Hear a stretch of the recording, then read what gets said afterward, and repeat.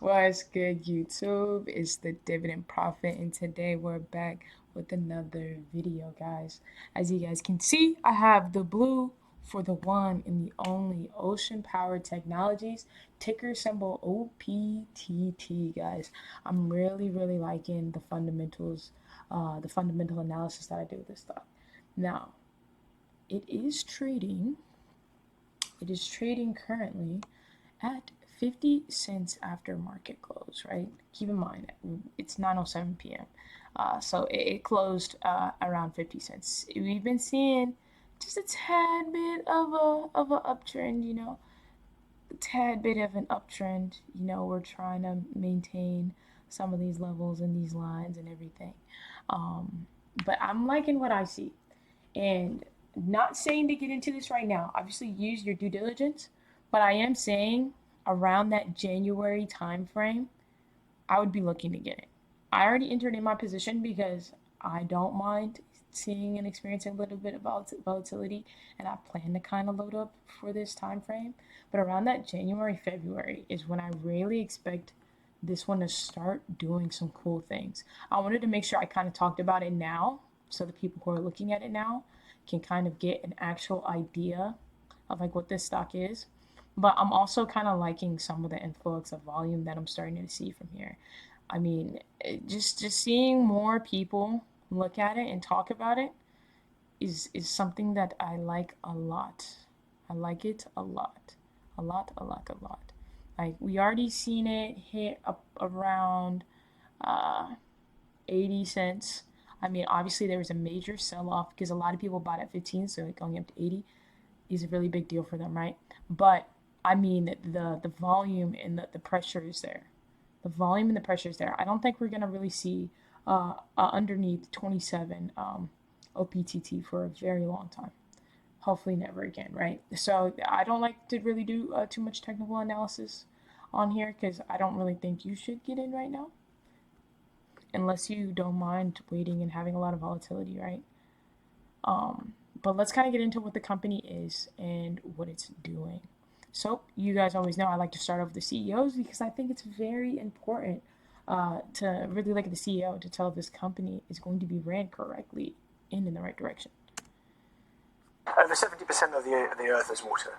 By Boom, start off with strong stats 70%, guys. 70%. being able to combine power and data as a service in remote regions using low carbon technologies, we can go and explore the oceans further and protect the resources that are within them. Ocean Power Technologies provides power and data as a service for autonomous ocean operations for our customers that operate globally, so we can connect. Some key things that he said, right? Autonomous and globally. So this means that it's obviously not just based in America. They've been working with some heavy hitter countries on what they're doing. And you guys are going to see why it's going to be important for some of these countries, as well as autonomous. Gotta keep in mind with what they're doing in the energy sector, especially on the water. It's a pretty dangerous job, right, for a human to actually participate in and do. So autonomous is a very big keyword there. And like you said, ocean discovery. 70% of the world is ocean, and a lot of it hasn't been discovered yet. The people that operate in the oceans back with their onshore and offshore home bases. OPT has been around since 1984. We have a tremendous background and experience in wave energy conversion devices, and really, we want to take that expertise now to the next level. Markets are fairly broad for us. One of the primary markets is energy.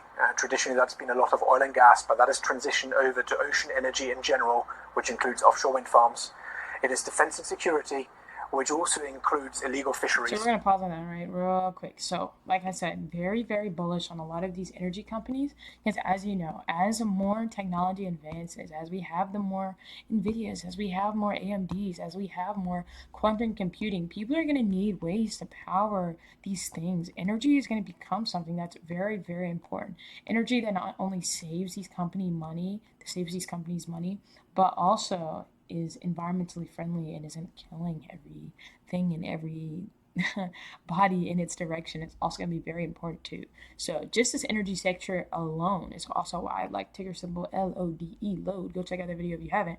But is why I'm very bullish on energy as well. Like we're using energy every single day, and we're only going to need more and more.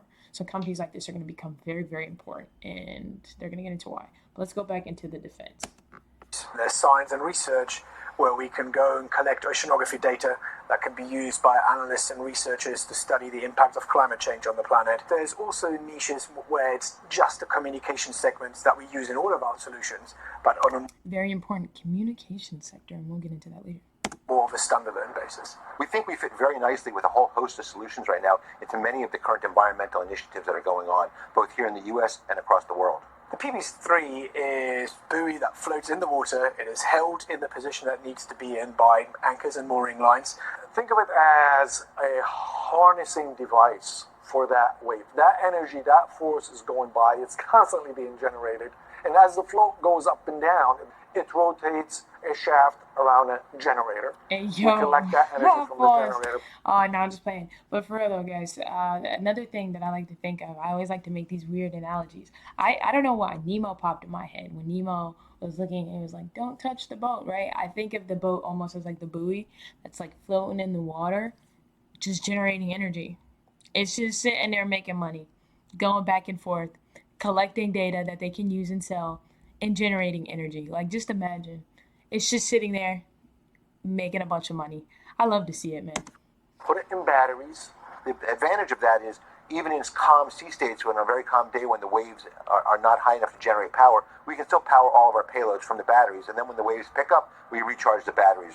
We developed the hybrid for those parts of the world where you have little wave activity. And what it does, it converts the sun's energy through solar panels, stores them in batteries, and for periods of very low wave activity, we've also got a backup Stirling engine. It has the ability to power about 800 watts and has a total energy capacity of the Stirling engine about 1.2 megawatts plus whatever the solar is. So it's a really nice application for either shorter term emergency repair type applications, emergency power applications. Energy storage is critical about what we do. And this organization is really, really very well versed in storing that energy. The subsea battery can be used as either a standalone system to provide power for seabed applications, or it can be used as a storage extender for areas where you're deploying a PB3 or a hybrid, but you want some additional backup storage that sits on the seabed near where the end users are situated. It can also be utilized in conjunction with either our hybrid power buoy or our PB3 as part of an overall electrification. And this is, I was looking at this picture, right? And this is what I felt like Nemo. It's just like, I feel like I'm Nemo in the sea, and I'm looking at the butt, is what they call it, right? Sorry if I'm being inappropriate, right? But I'm looking, I'm looking at the butt essentially, right?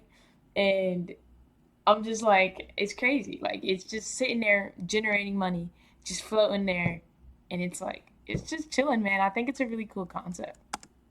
System.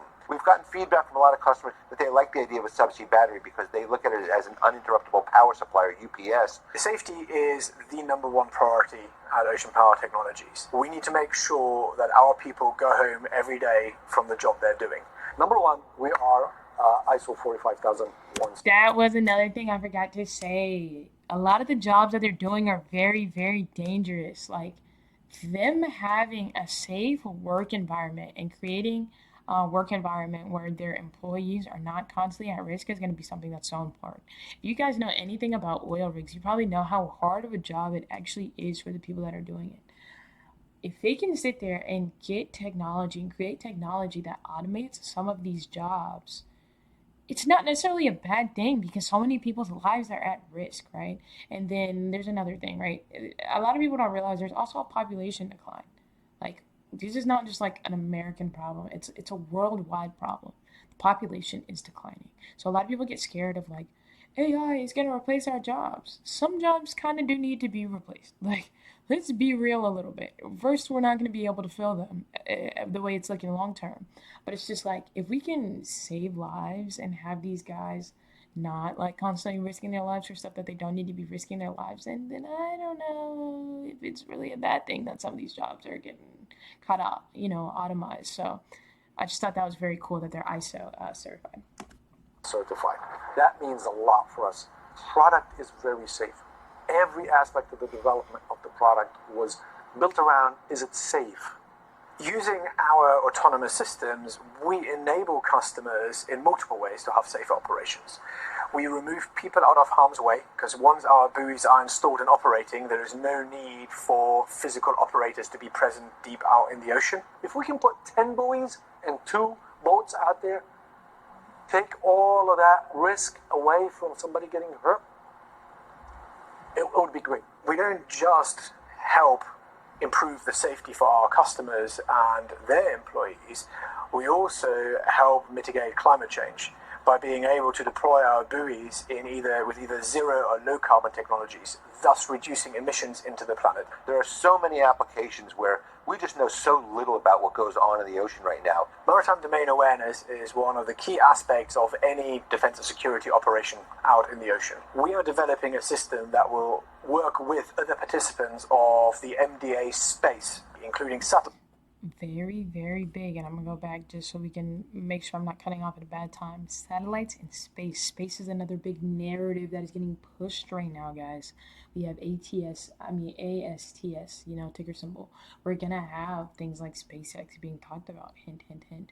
We're gonna have things like Lunar taking off, right? The fact that they're even playing into this space narrative, along with the AI narrative, along with the environmentally friendly narrative, I'm liking where this is going. Will work with other participants of the MDA space, including satellite providers, other vessels, shore-based stations. We need to know more, whether that's around an oil platform because of security aspects, whether that's around a marine protected area because of illegal fishing aspects. When you're looking at illegal fishing, one of the big issues that exists is that most fishing vessels that carry out illegal activities do not turn on their satellite identification signals. So our buoys, with our cameras and radar systems, which we're developing for the next generation of our maritime domain awareness solution, are able to identify those vessels by incorporating satellite. And that's very important too. Like, don't forget about the illegal fishing aspect, because even though it's not as much of a problem in the United States, it's going to be a very big problem for some of these nations and countries. Worldwide, right? And like I said, they're a global company. They're not just an American-based company. Now, I love to hear that word satellite, so he's going to go a little bit more into that. Imagery into the feeds for the power buoy and combining that data, I can now analyze threats by saying, where did this ship come from? What speed was it going at? Is it at the speed of a transport, speed of a pleasure boat, speed of a fishing boat? Are there more than one? Where is it coming from? Is this fishing season? These are all the inputs that we need to help analyze a threat to say, is this something that we need to be concerned about? Or no, is this just a transport or pleasure boat passing through the area? The teams are critical. It's not one discipline that's doing this. It's the electrical guys, the mechanical guys, the ocean guys. It's the input from the sales team. It's all of that comes under one umbrella. We have a small but very skilled team, ranging from electronic technicians. All right, so they just kind of go into like a little bit more of the specifics. I don't really care about it, right? I'm gonna be real with you. I mean, this one is 3 years old. I mean, a lot of it is still very, very relevant. But like I was going to say, one of the things that I do not like is the fact that they don't update their page as much as I would like to see from a company. A lot of you guys obviously can tell that I like to do a lot of research into the company, and when it's a little bit harder to get updated information that's not from like 9 to 3 years ago, it makes me a little bit sad, just a little bit sad, right? So let's start to get into this though. This one is an updated, right? December 17th. It is currently the 27th. So we kind of already talked a little bit about OPTT and what they do. Here, once again, are going to be their main revenue streams. I had mentioned it in the last video. I like to kind of refer to this one as a multi-faceted asset, right? So obviously we have those things right there. One sleeping giant though in that 5. Alrighty, so we kind of talked about a little bit what they actually did, what they actually are. I mean, they're a smaller company, a whole bunch of patents, and this is going to be very important, guys. They're in New Jersey, headquartered in New Jersey, and we'll get into that a little bit later, right? But they're headquartered in New Jersey. Now, here is going to be the CEO and a couple other guys that are going to be here. They're kind of important. So, only thing that I found that was, we'll start off with the good. I love to see SpaceX right here. I love to see that they have some people from SpaceX working here. Same with Lockheed and Martin. I love guys. I'm very biased. I really do love SpaceX, and I do love what they're doing, and I'm very bullish on the space narrative in general. I think it is going to be very, very good. And another thing that I do like about this company is they've been around for a long time, man. 1994 autonomous platform development, man. They've been working, and they're very determined to continue to stay with the trend, which is something that I like, right? From 1994 to 2024. I mean, they're not doing the same thing, which a lot of people don't realize is a very big thing with some of these companies. Some of these bigger companies that have been around for a while, they're still not even on AI, and AI is like a huge buzzword, man. So protected oceans from 3% to 30%. All I see from that is that there is going to be a lot of room to grow, right? Problems we can solve. There's a lot of problems they can solve, right? We kind of already went through a large bit of that. Here are going to be their main things. The power buoy right here is going to be the thing I am most bullish on. I do like the Meros AI system that they do have, but like I said, this one is going to take a little bit of time because it is machine learning. So it's going to have to get more data, more data, more data. It's going to really start to be more beneficial in the long term. I think this is going to be a real grower for them. Now, as far as these bad boys right here, ability to autonomously recharge this bad boy right here if it does go out of power. I mean, you got the wind power right here, solar power, and wave technology, and it has the potential to store energy in batteries. Like, this thing is an energy monster, guys. Like, it is ready.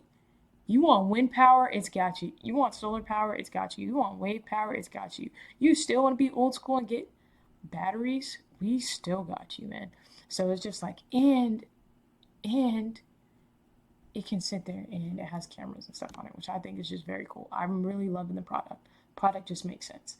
And like I said, autonomous. All of this is, people aren't having to do anything. Autonomous aerial drones. Okay, that's right there, guys. I'm just gonna throw that right there.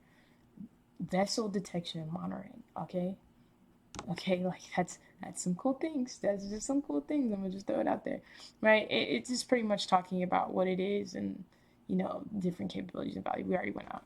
Now this is where I start to have a little bit of fun.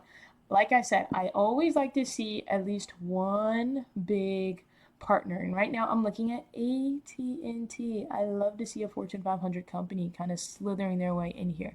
Another thing, I love to see some military contracts being slid in here as well. This is a lot of US based, but this defense and security system, I'm very bullish on. Just because we saw what happened with PLTR, Planeteer, and what we're kind of seeing with Red Cat. Now, I'm not saying that this company is just like them, but I am saying that a lot of these defense and security companies can and do have a lot of room to skyrocket in the right environments, guys. But this right here is the sleeping giant. We're going to talk about the communications aspect of everything. This is going to be very important. The cell satellite network extension from AT&T.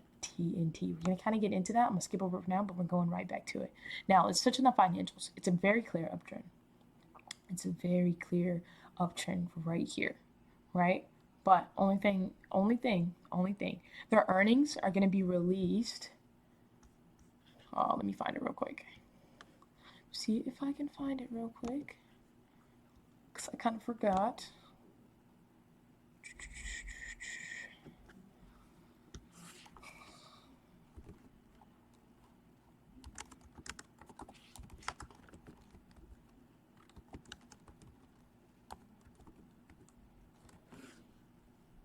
March 12th, guys. March 12th. This is going to be very important. March 12th. That is going to be super duper important. This is kind of where we're expecting to be at, right? We kind of expected to be in an uptrend, and here is why I actually kind of agree and I kind of believe that we will hit these expectations. We're going to get into everything. So, recently quarter report says reduction of 39% in operating expenses. That is very, very important. We are cutting a lot of costs. you're cutting a lot of costs. When we cut costs, we're able to focus on revenue. Now, the valuation compared to a lot of their other private competitors, OPTT is very tiny. OPTT is very tiny, but I believe it has a lot of room to grow. And like I said, we're going to get into why. We're going to get into why I'm very, very bullish, but I'm kind of going to get into why I'm a little bit hesitant right here and why I feel like the stock potentially hasn't even shot up the way it needs to yet. So we had some things going on with this, I don't want to say person, but I'm going to say person for simplicity, Paragon, right? Apparently, they were doing a lot of negative and misleading inaccurate releases over a 16-month period. This is kind of crazy. Like 16 months of just straight negative sentiment being said about a company can definitely do some things to it, man. And this is what OPTT wants to see happen, essentially. They're speaking in future terms. Because, I mean, like they were saying, over the past 2 years, OPTT has done great. OPTT has been moving, right? Like, if we go back, I mean, there were some hardships for sure, right? There's some hardships for sure, but we're moving. We're moving, right? And I believe there's a clear uptrend here. I believe there's some room for growth, okay? And I believe that they're gonna get there. 2025 is gonna be very, very fun for them. And and I really like the way they're able to really explain it. I mean, short selling, it can damage a stock, especially like OPTT. I mean, you'll see it go up beautifully, right? And then just tank it. Up, tank it, up, tank it, up, tank it, right? This is where those pump and dump things kind of come into play, right? And I mean, like when you're moving in a pretty good direction and we're hitting 70 cents, so realistically, quote unquote, they're pretty. I'm not saying that they're claiming, right? I don't want to sit there and say that. I don't want to sit there and say that, but essentially, you guys get what I'm saying. They're claiming that, they were on track to probably hit around $1 by now. But with Paragon saying all these things, I mean, stuff starts to happen, man. Like, it goes down. Like, a lot of the stuff that they were saying, I mean, there's a couple articles on it, bro.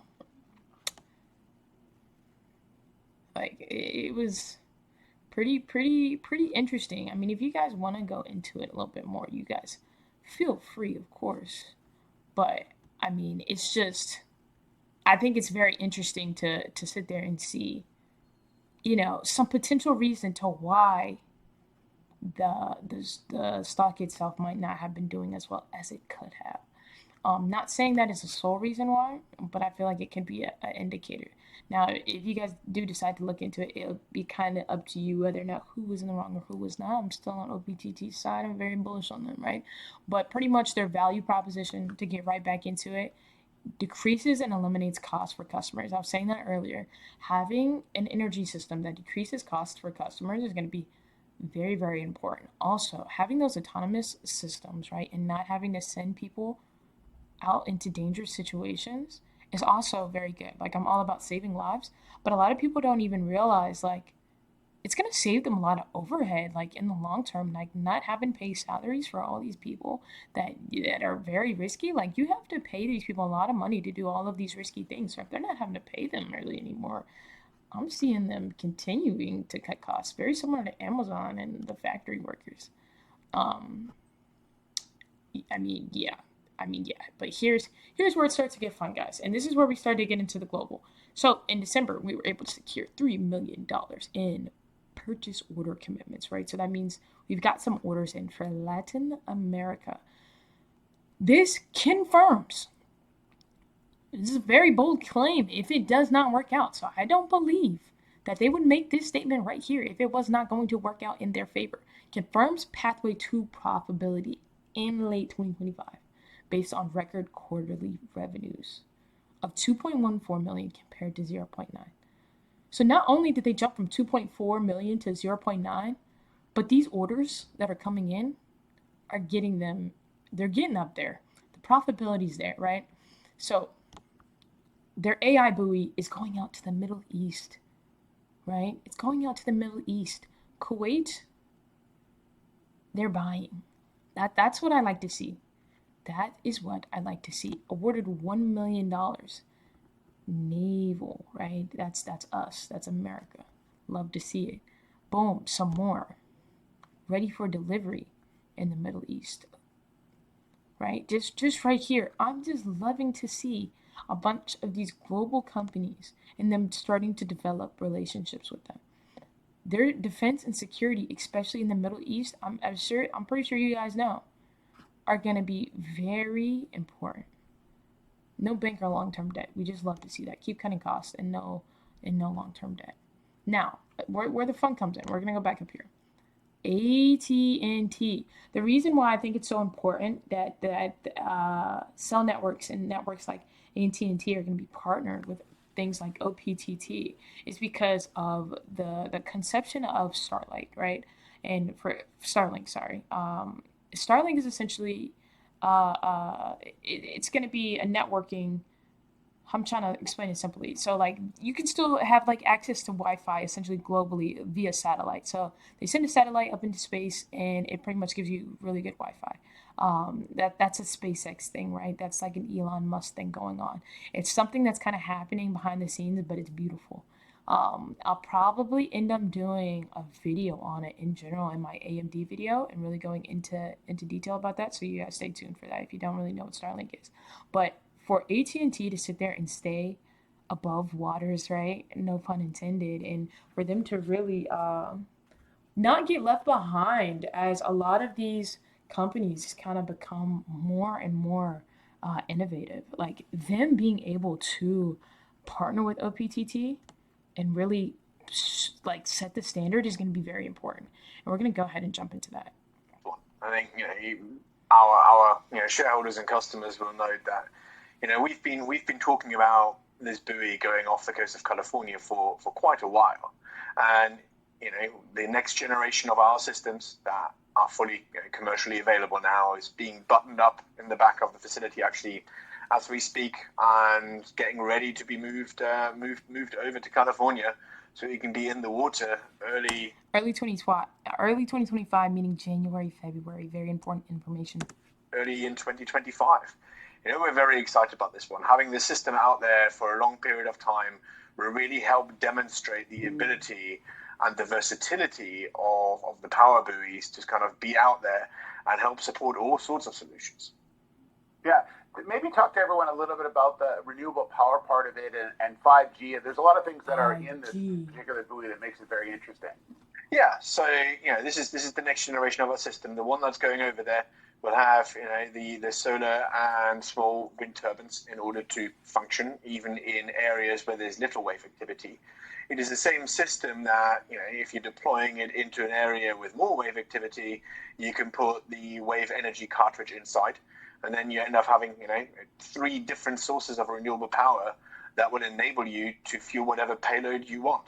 In this case, it is AT&T's 5G solution. So what this is going to be able to demonstrate is the fact that you can use renewable power in parts of the world where otherwise there's no access to power at all, to then fuel a communications network. Really quickly, guys. So not only would we be able to give power to potential places that don't have power, but we'd also be able to fuel communications, right? So like obviously we live, well, I don't want to speak for everyone, but I live in a place where I have data pretty much all the time. I don't have to sit there and think about it. Like I live in a first world country, I get it all the time. I have power everywhere. That's not really a problem for me. There are places that still do not have that. There's places where their data sucks. There's places where they don't have as much, right? So I think this concept in general, not only are they going to have a buoy that produces energy based off of that alone with solar panels on it and wind turbines that would produce power, but with these 5G systems from AT&T placed onto it, not only will help them reach a broader market to give access to those people, but will also put AT&T in a good position where they're probably going to invest a lot more money and be a lot more interested in helping this penny stock company succeed because of new technical innovations such as Starlink appearing on the market. I think that's particularly exciting given the fact that there is no 5G currently offshore. There is no 5G currently offshore. If you're on a boat, there is no 5G. That is cruise. Let's have a cruise. And this is going to demonstrate the ability to put 5G out for all sorts of uses. And as we all know, everything that we do nowadays, every single day, requires high bandwidth communications, and this is going to enable that out in the ocean. Yeah. I want to ask you, you talked in the past about the ability for it to, keep sort of a watch out to what's going on in the ocean and potentially things that Very important. Put your ears on, guys. may come from wherever. And this drone story over in the East Coast has been a fascinating one to watch. And I'm just wondering, would your power buoy have any effect on understanding where those drones would come from? Yeah, I mean, we've been talking about our maritime domain awareness solution. It consists of electronic signature detections, cameras, and radar systems. We actually just recently demonstrated the fact that we can integrate ADS-B, which is essentially tracking of aircraft signals, electronic transmission signals from aircraft where we are. So pointing the camera up, having an ADS-B there, having radar that is angled in a slightly different direction. Instead of looking at the ocean, you can look slightly further out and look up. You would be able to know where these drones are coming from, where they're going, and whether it's the drone that has a transmitter that is licensed to fly where it needs to be.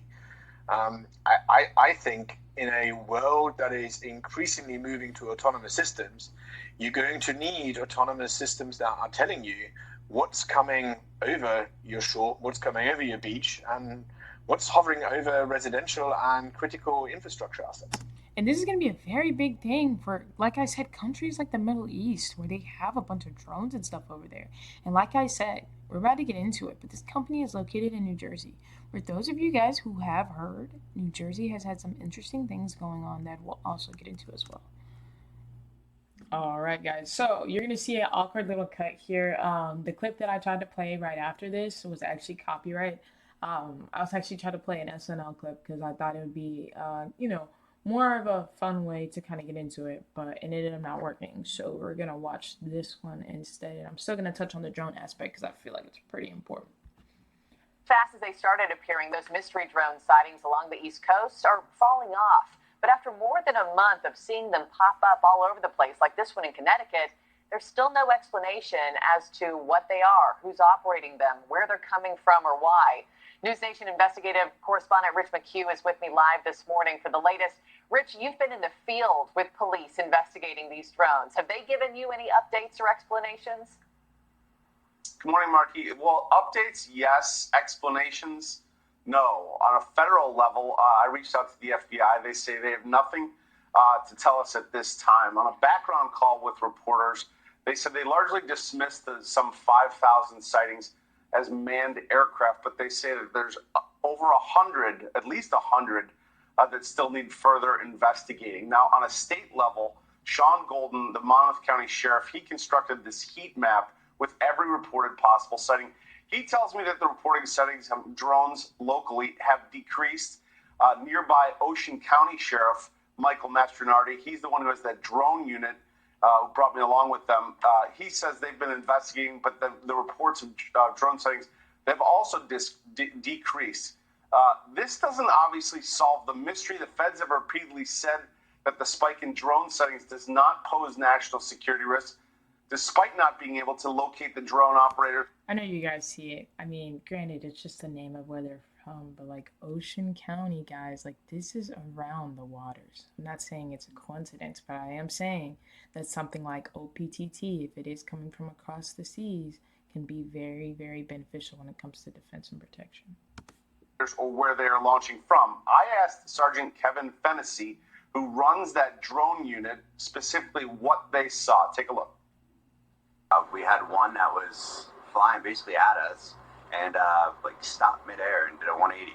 Then we had another one that looked like as it went up, the lights just turned off on it and it was gone. Most of the ones that we've gotten reports of have all been fixed wing drones, instead of like a quadcopter like we have, which is, the body of the drone and then 4 arms that come off. So his account, Marky runs. Right, so like it's obviously not the crazy like this came out December 26th, guys. It's only the 28th. So this isn't like the most craziest thing. Like they were saying, it's not necessarily a threat, but it's just the fact that drones are now becoming a more common thing and that these things do exist. And that if it was an attack or a threat, it's kind of showing that I'm not saying we weren't prepared for it, but I am saying that it would have caught a lot of people off guard. So having defense and security related, to things like drone attacks, so we can predict it, and so we can kind of stay ahead of the curve. I think is going to be very, very important. And like I was going to do in the other one, I'm just going to make it all together. You know, only 335 members. This one has 2.5K. This is a lot, guys. That means there's a lot of people waiting. But like I was showing, and my other ones, I always like to check out, you know, where it's kind of sitting in terms of people looking at it. Like I said, right now I kind of do believe it is still a little risky, which is why I was going on with the beginning of the video. Like, if you do buy now, just know you're kind of buying in a risky state. Like, this is not financial advice, but this is something that I definitely want to keep my eyes on as time goes by. It's starting to gain a little bit more volume. People are kind of starting to talk about it again, right? The community behind it is strong.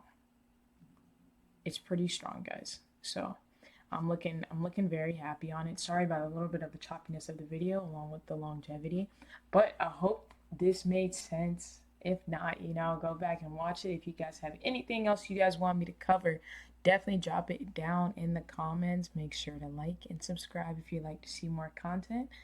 And that will be all for me today, guys. It's been the Dividend Prophet. Peace out.